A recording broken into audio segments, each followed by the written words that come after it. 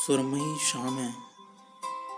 लेखिका एवं कवयित्री दीप्ति दरिया दिली।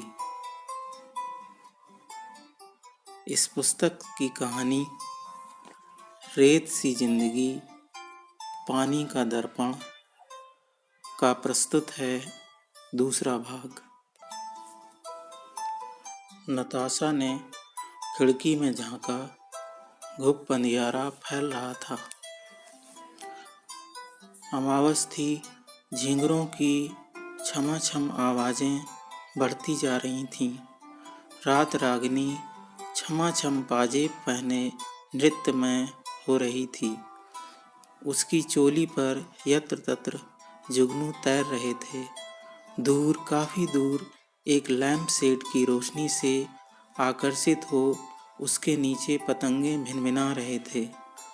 मन की एक अवस्था से ऐसा दिखाई दे रहा था जैसे रोशनी में पानी का छोटा सा फव्वारा चल रहा हो या बरसात की बूंदें गिर रही हों। खिड़की का ये परला सिरा झाड़ झंकार से घिरा हुआ था।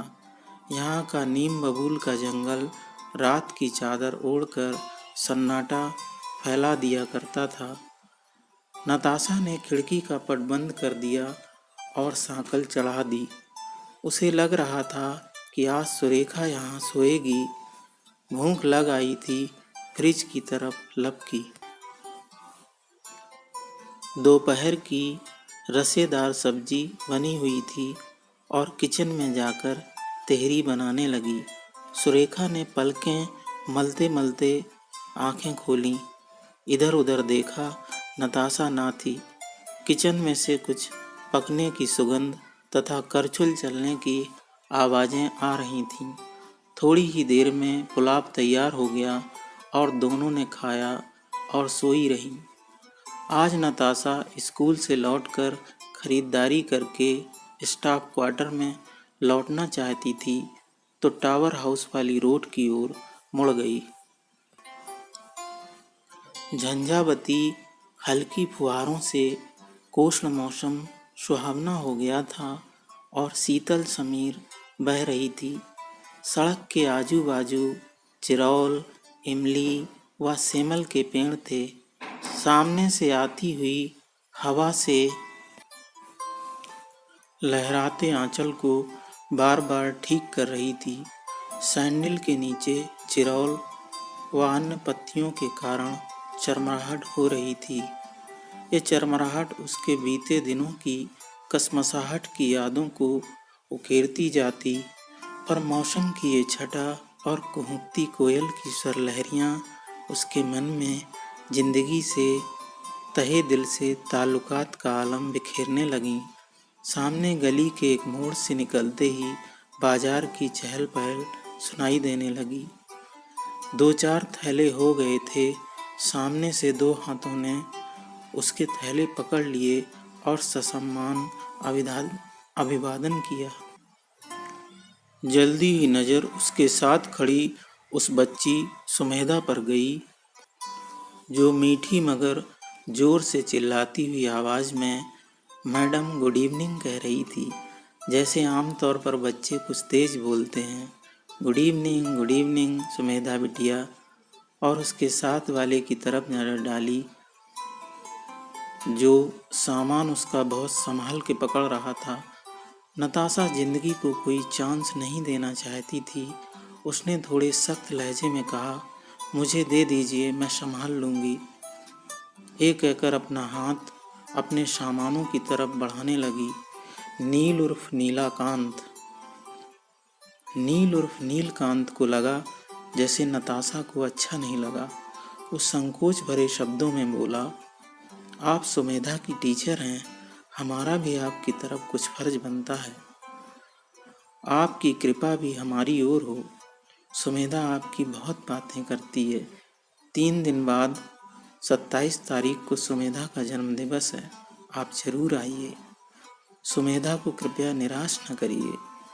ऐसा उक्ति कथन करके उस शामले गठीले बदन का आदमी एक बांह से सुमेधा की उंगली थामे हुए था और दूसरी हाथ से नताशा का सामान फिर से लेकर संभालने लगा और यौवना रमणी के पीछे हो लिया। घर पहुंचकर उसके मुंह से बामुशक्कत आइए निकला, हम अभी जल्दी में हैं।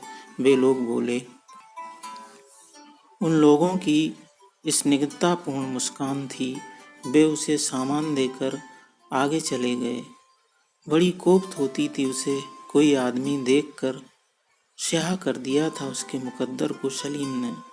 इस काली रोशनाई से उसने दिल की दीवारों को रंग लिया था, आफताबों से किनारा कर लिया था। कभी उसने दिल में चिराग जलाया था, अब बुता दिया था। वो चेहरा बहुत ही भोला था जो अभी उसके निकटस्थ था, लेकिन उसके अंदर की औरत आफताबों की रोशनी से डरती थी। अपने अंदर की उस औरत को खत्म कर देना चाहती थी जो मर्द के बाहुपास में बंधती है। शायद सचमुच उसकी सहेली सुरेखा भी इन धोखों से डरती थी। आज सुरेखा नहीं आएगी। दरवाजे का ताला खोला। पोर पोर दुख रहा था। चितकबरी चादर पर जो पलंग बिछी हुई थी सलवटें पड़ गई थीं। कोनों से पकड़कर ठीक किया और सामान तिपाही पर और कुछ नीचे रखकर उस आबनूसी से काले पलंग पर पसर गई। सुमेधा के जन्मदिन पर जाएगी या नहीं? शायद नहीं जाना चाहिए। मुझे इन बातों को बढ़ावा नहीं देना चाहिए। आंखें अधमुंधी सी हुई कि दरवाजे पर आहट हुई। दरवाज़ा खटखटाया जा रहा था। टाइम काफ़ी हो गया था। खोलने में कुछ डर सा लगा, लेकिन स्टाफ क्वार्टरों की पूरी सुरक्षा थी। चौकीदार चहलकदमी कर रहा था। दरवाज़ा खोला। सुमेधा अपना पापा के साथ नहीं, किसी और सज्जन के साथ आई थी। बता रही थी कि अपने ताऊ के साथ आई है। वो बलिष्ठ गोरा आदमी बाहर एक ओर खड़ा रहा। सुमेधा बड़े लाड़ से अंदर आ गई। टीचर जी, तुम मेरे बर्थडे पर क्या लेके आओगी? मेरी मनपसंद चीज़ लेकर आना, बड़े मनुहार के साथ बोली। क्या लोगी? नताशा ने अनायास लाड़ से पूछा। मेरी माँ होती तो मुझे बहुत प्यार करती और मुझे मेरे मन की चीज़ें ला कर देती, मेरी मन की चीज़ें बना कर खिलाती। तुमको कल जन्म दिवस पर क्या चाहिए? मुझे एक गुलाबी फ्राक चाहिए, लेस वाली। बाकी लोग तो अपने ही तरह का गिफ्ट लाएंगे। अच्छा टीचर जी, मैं चलूं? मैंने सिर हिला दिया और सुमेधा टीचर जी बाय बाय करती हुई उस गोरे तंदुरुस्त आदमी की अंगुली पकड़े चली गई। मैं एकटक बाहर देखती रह गई। चौकीदार ने 10 का घंटा बजाया। तंद्रा सी टूटी। दरवाजे में सांकल लगाकर किचन में जाकर जल्दी जल्दी अंडों से छिलके उतारने लगी। शोरबा दोपहर का रखा था। अंडे तलकर सब्जी में डालने थे और रोटी सेंकनी थी। सुबह उठकर क्लास में पढ़ाने का मैटर तैयार किया। हरी साड़ी पहनी, काला पर्स कंधे पर लटकाया और स्कूल प्रांगण में प्रविष्ट हो गई। टीचर सविता ने दिल लगी की, आज बड़ी अच्छी लग रही हो। दुबली पतली कविता भी मुस्कुराई। इंटरवल में लंच लेकर उसके संग खाने आ गई। अरे तू रागनी को जानती है? भूल गई क्या, जिसकी वजह से सलीम ने तुझे बेघर कर दिया था? तेरी जैसी संवेदन व हृदय वाली, दिल वाली ना निकली, अपने दूसरे खाविंद के लिए छोड़ के चली गई उसको। मेरा चेहरा सम रहा, विस्मयादि ना हुआ। अरसे पुराने जख्म अब कुरेदे भी नहीं जा पा रहे थे। मौन रही। उसकी जड़वत्ता को देखकर सविता ने थोड़ा धीमे होकर कहा, उसके कारखाने में आग लग गई, जलकर नष्ट हो गया। बरसों की कमाई जल भुनकर खाक हो गई। बना बनाया बिजनेस ठप हो गया। खुदा ने उसकी खूब मनाई। बीवी को बीवी न समझा उसने। दूसरे बेवफाई का सोला उसकी दूसरी बीवी ने गिरा दिया। सुना था दूसरी औरत भी उसकी आदतों से तंग थी। औरतों से दिलजोई करने की आदत जो शुमार थी उसमें। अब जो हालात हुए तो दूसरी ने उसके संग रहना बिल्कुल मुनासिब न समझा। उसने भी रंग बदल लिए।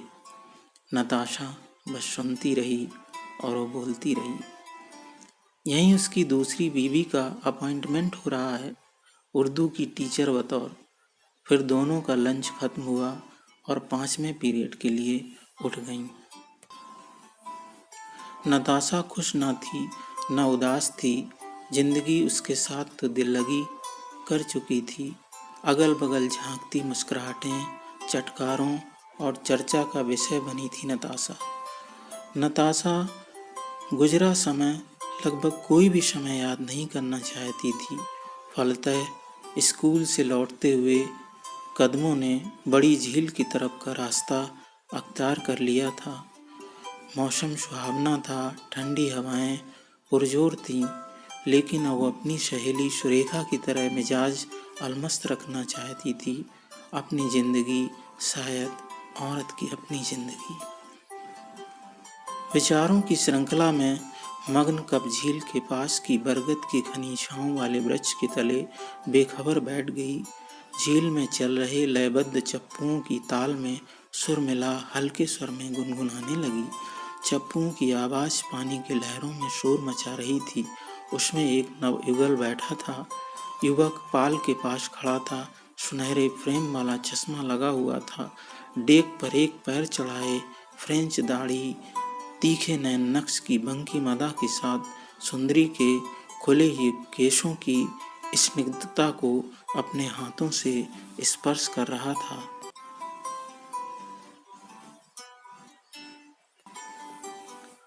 उसका मुखड़ा किसी हिंदी फिल्मों के हीरो की तरह रूमानी अंदाज में सुंदरी के मुखार बिंदु पर झुका हुआ था। नताशा उस ठहर जाने वाले दृश्य को निर्निमेष और खामोश हुई आंखों के झरोकों से निहारती रही।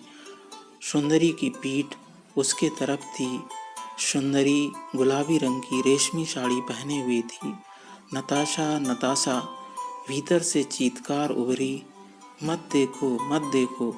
नताशा ने पलकें बंद कर लीं। बंद पलकों में उनका अक्स कैद हो गया।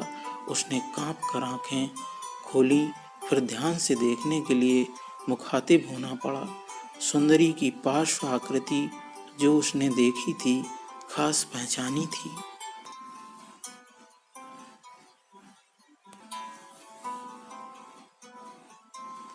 एक सुरमई बदली उसके आंखों के कोरों में ठहर गई थी।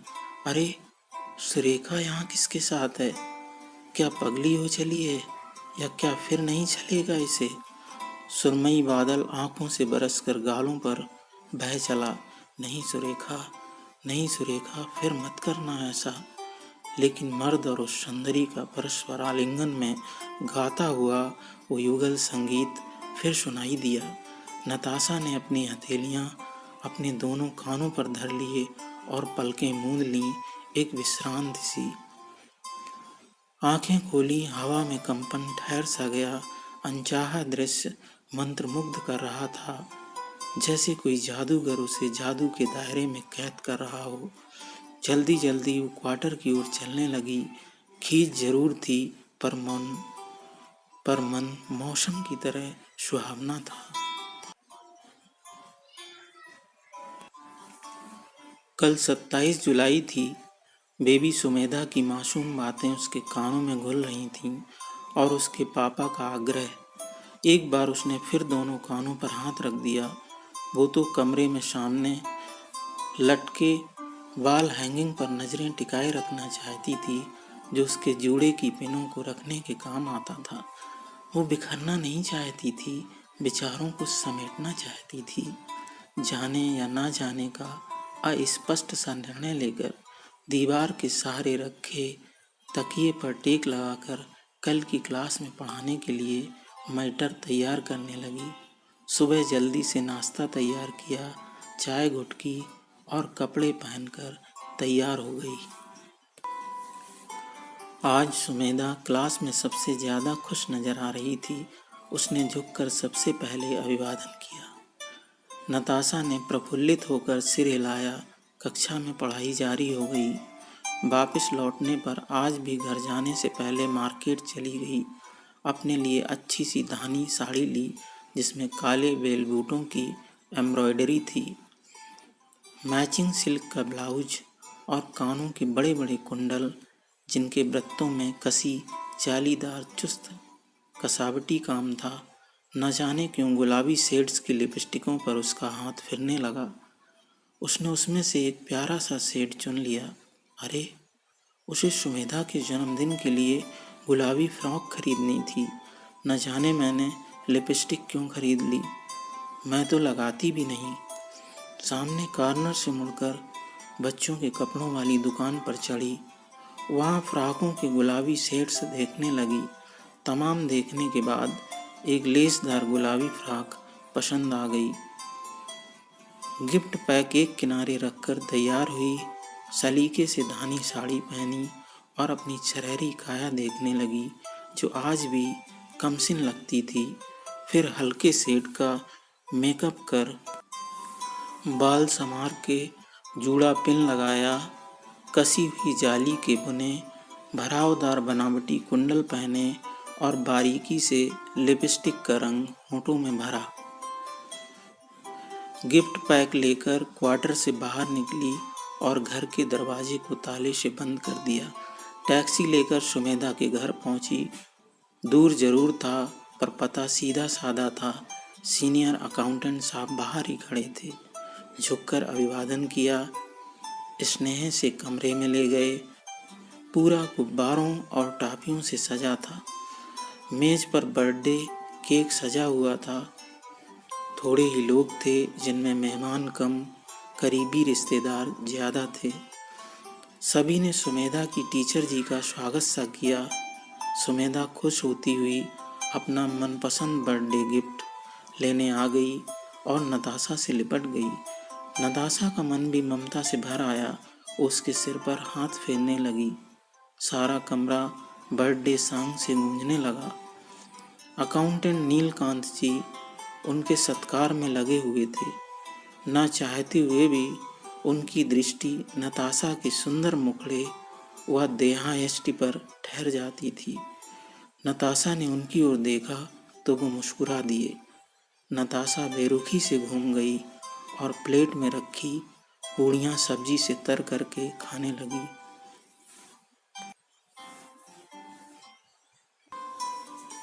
लेकिन जाने ही क्यों उसे नीलकांत की तरफ देखने की इच्छा जाग पड़ी।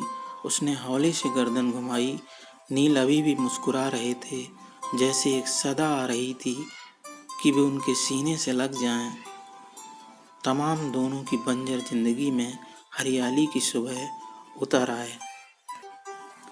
तो ये था सुरमई पुस्तक कहानी से ली गई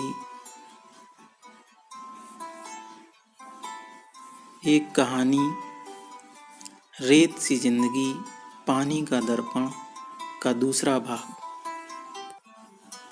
तीसरा एवं अंतिम भाग आप देखेंगे हमारे अगले वीडियो में। तब तक के लिए अलविदा।